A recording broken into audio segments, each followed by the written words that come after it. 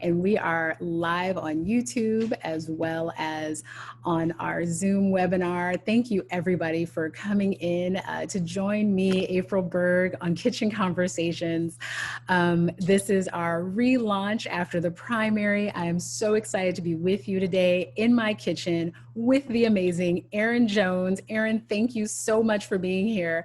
I'm going to let folks know. Yeah, no, thank you. Oh my gosh. And I'm just letting folks know to let them know we are not on Facebook Live right now. We've had some technical difficulties with Facebook. We're directing people right now to my YouTube channel so that we can be live. And of course, all of you on Zoom that are joining us, thank you so much because you have got front row seats. So Erin, I just have to tell folks who don't know you, which means that they've been living under a rock, literally, if they don't know who you are. Erin Jones is amazing. She is an award-winning educator. She is a educational advocate and honestly an amazing thought leader in our state. And she's also the first Black woman to run for statewide office in Washington. And that's just amazing because it was for Superintendent of Public Education, which is near and dear to my heart and all of yours. So Erin, I just thank you so much for being with me as we relaunch. Glad to be here. Welcome to my kitchen, if you will.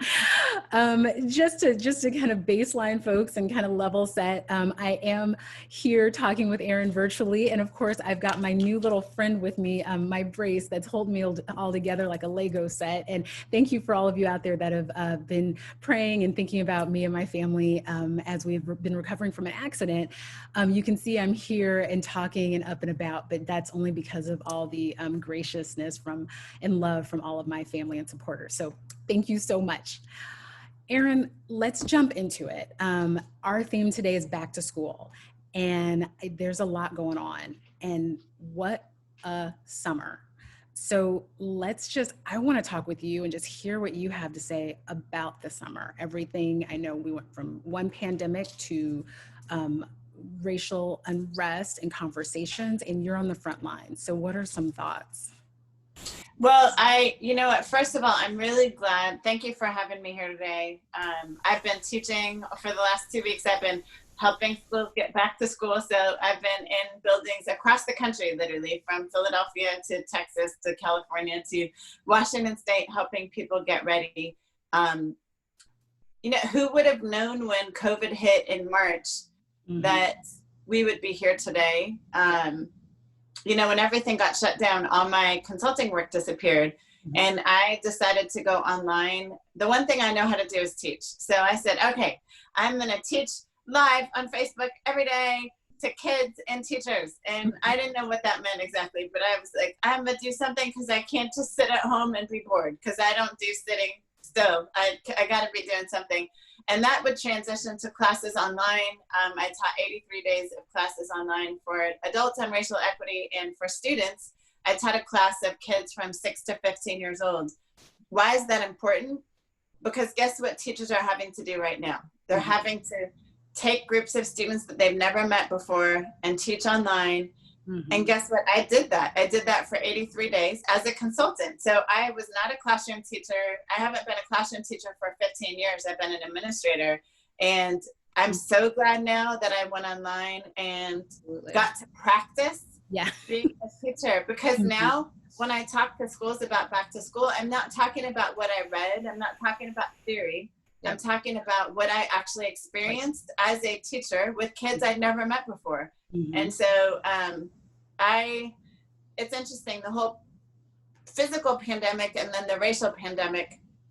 What's interesting for me, having grown up in another country, is, I knew more about American history when I came to America for college than most people who look like me. But what I would say, I've been in America now for 31 years. We've been in a racial pandemic since I got here. It's just visible now. We're catching it on camera and sharing it on camera now in a really different way, right? And so, but for our young people, for a lot of our young people, this probably feels really new to them. And so we have to realize that. We have to tend to their spirit. One of the work that I've been doing the last couple of weeks is social emotional learning. And what I tell teachers and superintendents every day is, man, I do not care about this whole learning loss thing. Compared to who? Like, compared to who? What's the bar? Like I worry about this and the hurts of our children.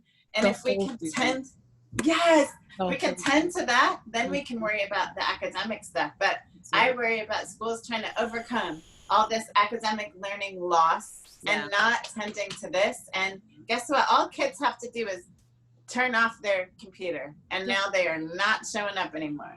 It's that simple. And I'm glad you brought that up, because it really gets to the heart of the matter, right? So we're at this intersection. So COVID didn't create inequities. It didn't create racial strife. It didn't create learning inequities, digital inequities, but it highlighted them. And so now we're at this point where, okay, we see it clearly. And what do we do? And so we're at this intersection of race and education, of healthcare and housing and education. And what do we do? But to your point, you know, people keep saying we're losing. Well, first off, we were never winning.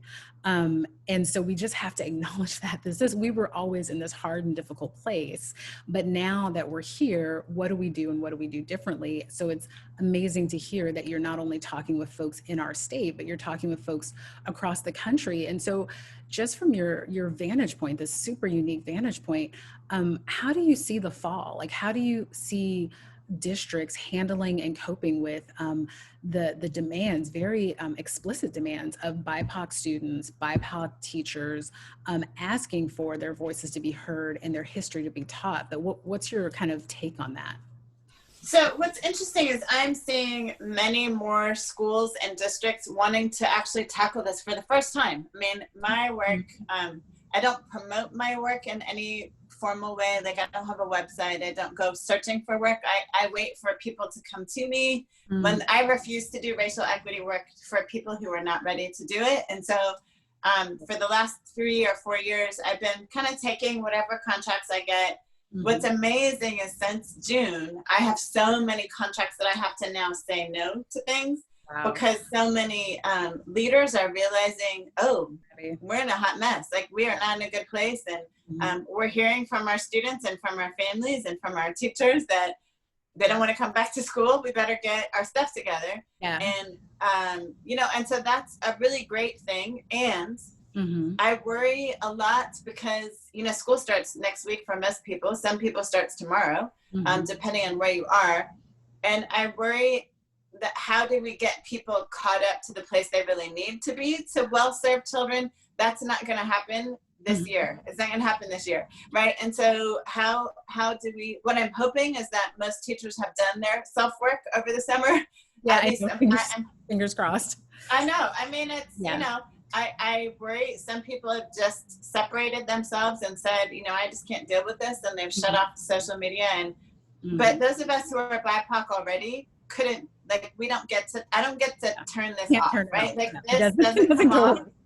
I don't get to choose to not think about this stuff. And so, you know, what I hope will happen is that, and I'm seeing this across our state, even in predominantly white districts, what I'm hoping is that leaders, building leaders and district leaders will center the voices of students for the first time. And so there's a district I'm working with that shall remain nameless that is predominantly white, and they are going to let me host listening sessions of the few Black and brown children that are in their district. And I will get to just listen, and they will get to, and this is a predominantly white, very conservative district. Wow. That's unheard of. Like 2 years ago, there's no way that they would have those students in a room to talk about race. But now, because they're realizing, oh my gosh, maybe we should listen to them. Now I see that more center. So I facilitated the Seattle School Board meeting 2 weeks ago on race and equity. I facilitated another school district the week after that on race and equity. So I'm excited because I think there's at least the interest. You know, what will happen remains to be seen.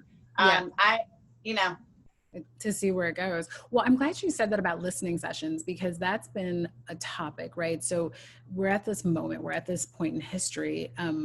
And I think that there hasn't been a lot of listening. I've heard feedback from different community members, different boards that I've been able to talk to, and they say, you know, gosh, well, we're doing these listening sessions, but it's all we know. We've heard. I guess, can you give some words of wisdom about the importance of listening and letting folks have that cathartic moment and how that impacts the work after that, like the value in listening. Oh, you're muted. Oh, sorry, I can't hear you. Is it? There we go. Sorry okay, about awesome. That was me. That was me. No worries. The 3 words that I've been talking about wherever I go for the last 2 months: humility, humanity, and history. Oh, awesome. Humility is about me, anyone. Mm-hmm. We have to have the humility to say, I don't know it all. And so it means I have to listen. Even Erin Jones, like, I have a lot of experience around this work. I don't know it all. So I also have to listen to students. I have to listen to families. That's the only way I can help people move forward, is if I model listening. Yeah. So I tell superintendents, you have to start by being humble. You have to start by realizing that part of our role as leaders right now is to be humble. Yep. And humility requires acknowledging I don't know it all. Mm-hmm. And I have to listen, and not just listen to pat myself on the back and say, oh, I heard you. I had a room with all the BIPOC families, but actually listen with, when you listen with humility, you listen open to learning new things, right? Yeah. And then centering the humanity of our students and their families, and realizing they all have incredible value, and we have not valued them. We have not seen them as equally valuable.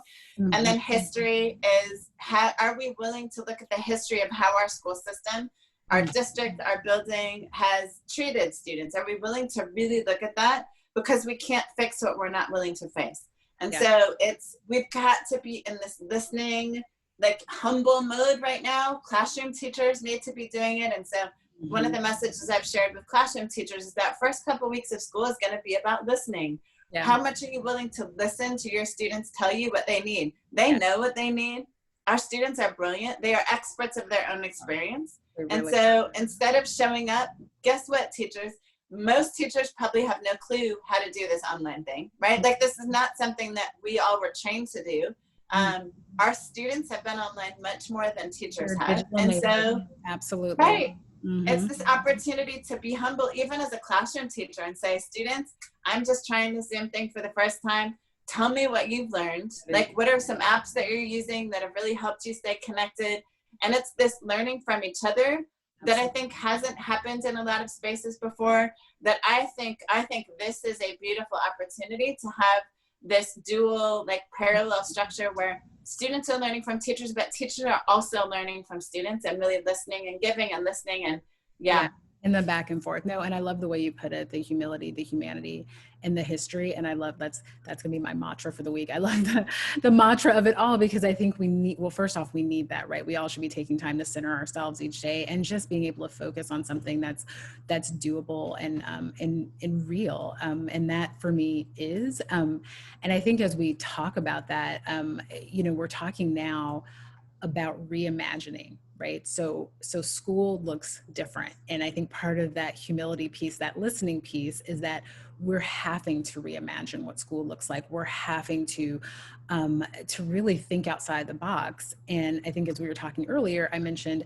moonshots, right? So there used to be kind of these equity, diversity, inclusion moonshots, like, oh, if we could only have enough money, and oh, if we could only do this and that.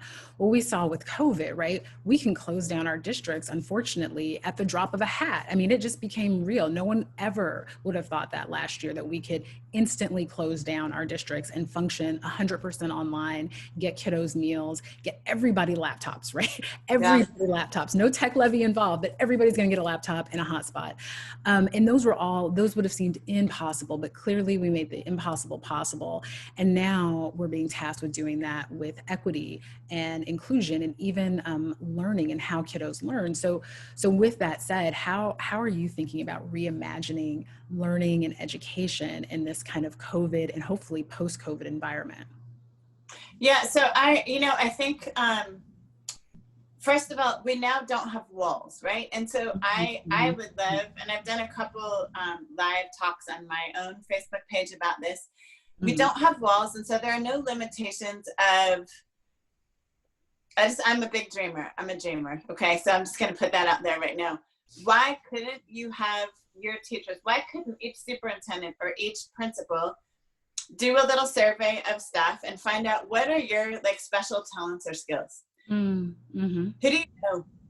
do you have any friends that are pretty amazing people that do awesome things out in the community? Why couldn't we have guest speakers come in and share their stories with the whole district? Like it no longer, because we don't have buildings anymore, right? Like why couldn't that high school math teacher who's also a jazz trumpet player do a class on how to become a jazz trumpet player? Or you've got this home ec teacher who also has a company making cupcakes for people. Why couldn't that home ec teacher, on top of their home ec class, do like this elective class on running your own business? Entrepreneurship. And I think because people have been so stressed about just getting things down, we haven't allowed our minds to think, I mean, my dream, and part of the reason I love that I didn't get elected, is that I don't have the stress of all of the responsibility. And so I can think outside the box in ways that Chris Reichtel just can't. But why isn't OSPI partnering with TVW or Cairo News or PBS to deliver some television content that could be delivered across the state of Washington, right? Like, why aren't we meeting the Seahawks? Why aren't we meeting the Seattle Opera, the Tacoma Opera, right? Like, there's all these things that if we could just get out of our own way and stop. I think too many people are trying to just take the schoolhouse and put it online. And we're missing an opportunity to actually really use creatively these tools that we've been given. And guess what? This could benefit our BIPOC kids and our white students, like who are the Supreme Court justices. We have a ton of people of color in our Supreme Court right now. We do. First Black woman. We've got a Latino man. We've got an Asian woman. Like, why can't all the students from the state of Washington get to meet them? Why couldn't they do a virtual tour of the Supreme Court? Right? So there are all these things, and that would hugely benefit our BIPOC students because they could see, oh, wow, I didn't know there was a Supreme Court justice who looked like me. Right? And so I would love to see us think outside the box and really partner in really intentional ways to provide instruction. So it's not on the backs of our teachers to do it all. We have this state level, even national level material that could be accessible to anyone who just turns their screen on.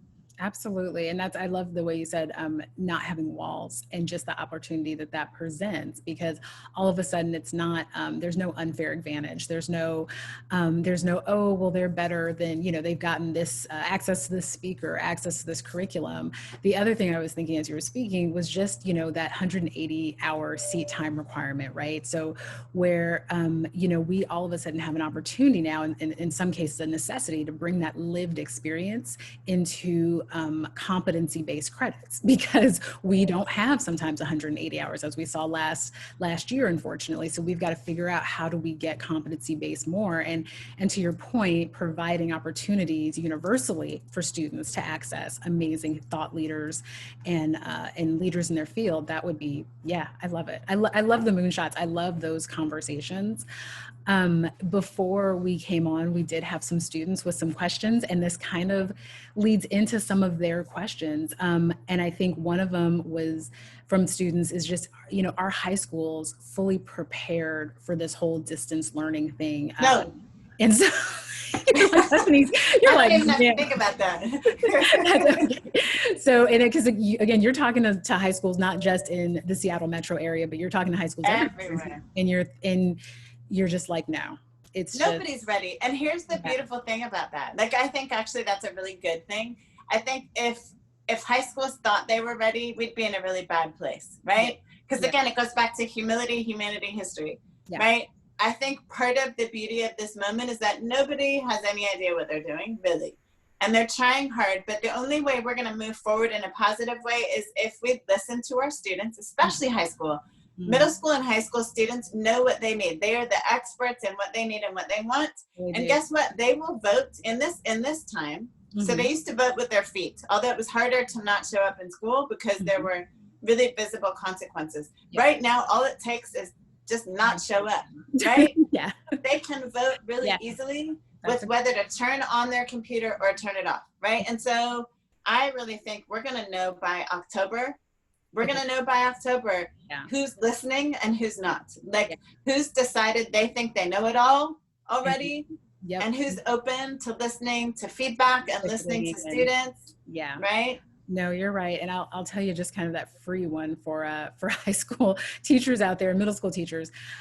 Kids turning off their camera and then changing their name to reconnecting ...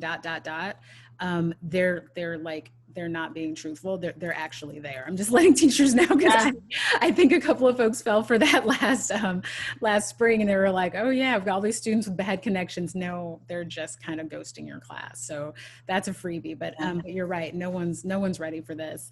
I think another question was about losing that social aspect of school because everything's virtual. And I think that goes back to your social emotional points about just that heart learning. That whole child is not being served by us being in this virtual environment. I guess to this kiddo, if you had any advice about being in this all virtual environment during high school. You know, it's hard, and we are finding ways to connect high school students, especially middle and high school students. So I started my class in March, and we went all the way till the end of June. The kids wanted to be together so badly that even after school was done, they were like, Miss Erin, we want to keep meeting. And June 30th, I was like, bye-bye. I'm 83 days. I got to take a break. I didn't end up taking a break, but I just couldn't meet with them every day. But now there's a group of students, and I hear about these groups all the time, that are getting together on Zoom, and they are doing book groups, and they're creating their own podcasts, and they are convening with one another, and they're writing poetry together. I mean, there are ways to get really creative. And I think if schools were wise, they would create these little like rooms where students, there's an adult there with some expertise who loves young people, who can just be and let students be and create. Almost like, what do you call those places where they have like a 3D printer and makerspace, like a makerspace, but have like a virtual makerspace, right? Where students could get on it and just dream big about how could we use this space and this network. And sometimes we just want to get together and talk, and other times we want to write a song, and right. So students are doing it. They're doing it already. But I think as educators, we could create spaces. So I know Fresnel Miller in North Shore she's convened a group. And if you're interested, folks, you can go to The Root of Us. But The Root of Our Youth on Instagram is a group of BIPOC students from all across the state who are convening every Thursday night. They get together, and anyone is welcome to join them. And you can actually send me a message on Facebook, and I can get you the link to that meeting. But it's specifically for students who care about BIPOC issues. And so they're not all BIPOC students, but they're mostly BIPOC and LGBTQIA identifying. And they convene every week, and they've done a statewide rally already that they facilitated themselves. Pretty amazing. They made the news. They made Cairo news. Students are doing it, but I think we need to sow those seeds for students that don't know how to do that. Sow seeds to help students think about ways to convene. That's awesome. And we'll definitely link that to this broadcast so that folks can get more information, because that's a great resource. The other thing I think, and I'd asked you a little bit about this earlier, is just folks, students are asking about, if they have ADHD or other barriers potentially to learning, and in this kind of new normal, if you'd have any suggestions for success if you're a student suffering through ADHD. So I have a son with ADD and severe ADD and dysgraphia. So his brain and his hand don't talk to each other, and he has serious issues. If whatever the professor's talking about is not interesting, he is singing. Oh, wow. So he'll put himself on mute and he's singing while his professor is talking. And then I have one that is on the spectrum and gifted. So he's twice exceptional. And so for us, we are living this out. My younger son is in graduate school, and my older son is in community college. They kind of flipped there, but it's a struggle, and you need to be students. I want to say to you, be your own best advocates. Advocate for yourself and let your teachers know right away. I really wrestle with this. It is really good for you to practice being honest and transparent about your own. It's not a disability. It's a difference. It's a difference. Okay, so embrace it. It is not, I say that my autistic son has the gift of being honest. He's supremely honest. He has no filters at all. And I just tell my kids to own that, right? If you're easily distracted, tell your teacher, here's what I tend to do when I'm distracted. Here's how you can help me. Do you have other ideas? But I would let your teacher know right up front, here's something that I struggle with and I need to get up and walk around about every 10 minutes. And if your teacher has a problem with that, they have a problem with that. Like, what are they going to do? Exactly. They can't jump into your house, right? And make you do exactly. something. No, this is the time to be honest and transparent. Yeah. You have to be an advocate. And guess what? This is your practice for life. Because beyond school, there are no IEPs, there are no 504 plans. And so now is the time you and your families need to really be advocating for yourselves. And if it's not working, turn off the screen. Like, seriously. No, really. Yeah, I think that's right. And that's huge, having that power, even though, here's the best case scenario, everybody's screen on in a classroom. If that's not working for you, do what works for you, especially in this moment. That's great advice. Another question we had, and I'm just going to read this one because it was a little bit long. There was an article that came out today about schools going back to in person. They are thinking about if a kid would have to be quarantined out of school. Would a kid have to be quarantined out of school if a family member was exposed or tested positive? Children of color seem to be more likely to have to miss school. What planning should we do for those kids to ensure that they don't fall behind? So it's kind of a what if we got back to that place. Yeah. So here's the deal, y'all. I mean, this is just real. Our Black and brown students, the ones that I'm talking to, don't want to be in school. So here's the deal. We see that as a bad thing. Our Black and brown students not being in classrooms. A lot of them, it's the first time they felt free. So I'm just going to use the George Floyd analogy. They feel like the knee has been on their neck their entire school careers. And so I think we make this assumption that it's a bad thing for them to be out of school. I actually don't think it's a bad thing. So I say, let's reframe that. So if they don't have to be in school, then how are we going to create learning opportunities for them not in the school building? Yeah. Some of them are not going to be sad about it. They're actually going to be happy that they don't have to go back to that physical school building where the knee is on their neck all the time. And to be honest, I hear that from my teacher friends who are BIPOC, that this is the first time they've been able to breathe. This is the first time they've been able to be their full selves. So I think this notion that Black and brown people want to be back in the physical is problematic. I think we have a lot of BIPOC folks that actually are really happy they're not having to be in school. Yeah. And so I'm not so worried about that. I think I'm hoping the next 6 months, we will develop some really amazing online stuff that then we could extend for any students that need something different. Yeah. If we go back to school. But I really hope that our state doesn't force people back in school. And I think with our governor, I think we're in a really good place that I think we'll go back to school when it is when we're ready. There's some other states, and I'm glad I don't live in some other, like the South anywhere. I'm glad I live here. It's safety first. No, and I'm glad you brought that up because I've heard from not only BIPOC parents and families, but also from families that have special needs kids and kids who are bullied chronically and other. Yep. School isn't sometimes a happy place for everyone. And that social emotional piece that's so important, I think this is going to give us new opportunities to fill it in a way that's potentially successful for everyone. So that continuous learning might have to be done differently for different kiddos. Or if you have a classroom of BIPOC kids who really don't want to be there, then maybe we address what's going on in that classroom. How come folks don't want to be in it? So it's to me, this is that time of moonshots, that reimagining. I love that piece of it. I mean, that's, what can you say how we got here? Last question, and this is from a student, it's online. How do we balance the demanding change for racial equity, youth representation, et cetera, from administrators, district leaders with understanding for the immense amount of stress they are under due to revamping education for COVID? So how do we balance that stress? It sounds like student leaders, everybody's pulling, and we saw this near the beginning of the George Floyd protests. Folks are pulling student leaders, show up here, do this, we need your input, what are your demands, hurry, quick. And how do we balance that with the stress? Because we're in a pandemic, and now we're asking our student leaders to represent and show up, sometimes in spaces that they've never been asked to, and it's uncomfortable and it's stressful. So what would be advice for them? So there's a couple different things. So if we're talking about students, number one, we should not put the weight of educating white people on the backs of students. And whoever's watching, if you're an education leader in a space, you ought to be compensating them. Okay, I'm just gonna say that. They need compensation. If they're gonna do training, if they're gonna be part of training you or your people, you need to be compensating them in some way. And that may not be money, because if they're minors, you may not be able to pay them.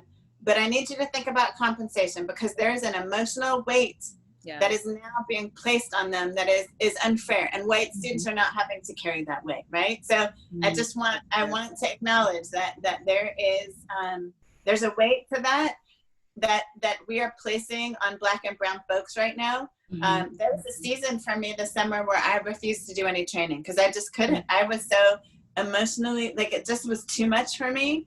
And I had to just step away for a little bit and like take care of myself. So students, first of all, radical self-care. If you Google Angela Davis and self-care, she talks a ton about, if you're going to be an advocate, if you're going to fight for justice, you have to first take care of yourself. That's not something you do when you have time. It's something you do so you have time that matters, okay? And so students, you gotta take care of yourselves first. Really, really, really important. Gotta take care of yourself first. For administration, what I would say to you is the stress that you're feeling is the stress that BIPOC people feel to live. Okay, so I want my administrators to hear this, and white educators to hear this. So you are feeling stress of all these decisions and all of that. We live in that stress every day, just trying to live every day. Okay, so welcome to our world. Welcome to our world. And it's not that every single day is this horrible thing, because I live glass half full. And I need you to understand that for us, when I'm a runner, when I run through neighborhoods that I don't know, and I'm a consultant, so I run all over the country, I am stressed as I'm running, because I'm wondering, and this is before I'm at Aubrey, I get followed in neighborhoods all the time running. People call out to me. Part of the reason I wear headphones is so I don't have to hear all that. I live in a constant state of hypervigilance when I'm in places I don't know. Your students are living that every day. So embrace that. Embrace the discomfort and the stress. That's what your students are feeling. Again, the humility to realize that what you are walking through right now is what your students and their families feel almost every day, okay? And so it's not about shame, blame, and guilt, but it is about use this time to realize this is how some of us have to move in the world every day. And so just recognize that, okay? And get your work done. We're still getting our work done, right? Walking through, we're still getting stuff done, right? We don't get the day off. It's not like, no, it's the microaggressions come fast and furious, and there's no, day off when the cashier looks at you sideways, for any such reason. It's like, oh, no. And I'm glad you said that about the radical self-care. And also one piece of advice too, that I heard early on in this, where students and community leaders were being pulled, is when students are being pulled in and asked to, going on the listening sessions and asked to talk about their experiences, making sure there's mental health care available. And I really stress that too for the districts and the folks that are listening, is making sure that you're providing that follow-up, that mental health care, because the students are sharing trauma. Our BIPOC students, our BIPOC parents, our BIPOC educators are sharing trauma. And so it's not to be taken lightly, but it's also not to be ignored. And so having some kind of follow-up care for that trauma is necessary, and I think needs to be a part of the conversation. So radical self-care as well as mental health care is just huge. But it's, I tell you, Erin, the conversation is just starting. This is the beginning of, I really feel like that reimagining of education, the moonshots, this is where we can do it, and we can't be told we're not gonna do it, because we can see, almost anything can be done in the time of COVID. So I would say, are there any last words or last thoughts you want to share with our audience today? Yeah, so one of the things that I want to say for those of you who are educators or who are working in and around education, this last thought, and I just shared this in a conference last week, but I think because you're on this call, this is not you, but if you have a voice with your colleagues and your peers, as we enter into this presidential cycle, especially now that Kamala is on the ticket, I know where you live is really divided, right? Like politically it's divided, conservative, liberal, right? There are lots of places. We think about Washington State as being a blue state. It's really a purple state in a lot of ways. And so one of my messages to educators has been, I ran in 2016 when Trump was running against Clinton, and it was ugly. It was ugly then. This is going to be uglier, I think.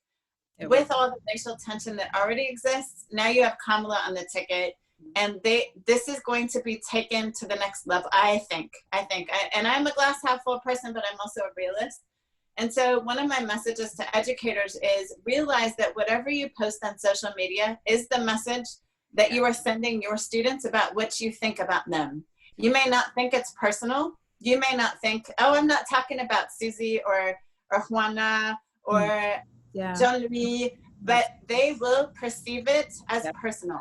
Absolutely. Okay, and so be really intentional. Could I look at your social media and believe as a parent that you could love my child? Mm-hmm. That's good.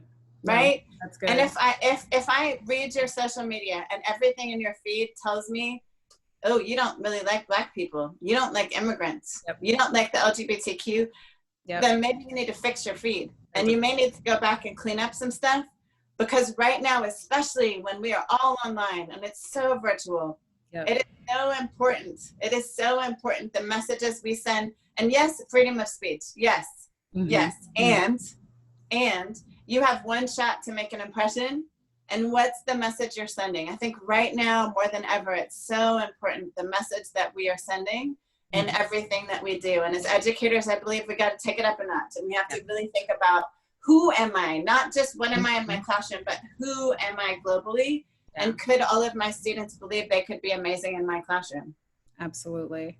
No, thank you for that. And because I think it goes back to the 3 H's and that second one of the humanity. And it shows what folks think about the humanity around them and that they're teaching and serving. And if, and really, it's a look into their thoughts. So definitely figure it out, folks. Figure it out. Erin, I cannot thank you enough for joining me on Kitchen Conversations, for coming into my kitchen, having this conversation about back to school. It is looking so much different than it did last year, and you're doing it. You are doing it, and I can't thank you enough for the work you're doing in the community, with our kids, with our parents, with our educators. So just thank you so, so much. A note to listeners and viewers, please join us next week. We'll be back at our regular time, 3 p.m. in my kitchen. Let me tell you, we're going to talk about the post office.